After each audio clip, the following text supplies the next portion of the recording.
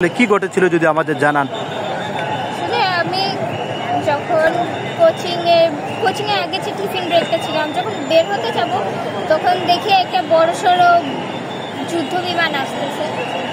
তো সেই সময় দেখি বিমান থেকে একটা বড় কাঁচের টুকরা এসে আমাদের ক্যাম্পাসে মাঠের সামনে পড়ছে। তো আমার তখনই সন্দেহ হয়েছে যে যেহেতু প্লেনে কোনো একটা পার্ট ছিটে আসছে, তো নিশ্চয়ই হয়তো কোনো দুর্ঘটনা হবে।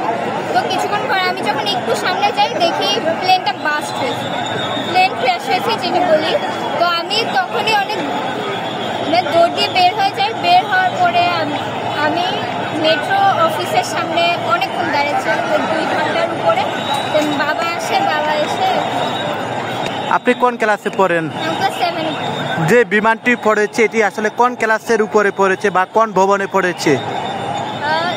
সেটা ঠিক বলতে পারছি না। কেউ বলছে যে হায়দার আলী বিল্ডিং এর সামনে। আমরা যেমনটি জানি হায়দার আলী যে বিল্ডিং, এটি একটি আবাসিক ভবন। এটার পাশে যে ভবনটি রয়েছে সেখানে কিন্তু বিমানটির দুর্ঘটনা ঘটেছে এমনটি। দুইটার মাঝখানে ঠিক একটা থেকে হায়দার আলী বিল্ডিং এর মাঝখানে কিন্তু এই দুর্ঘটনাটি ঘটে। হয়তো আমি দেখেছি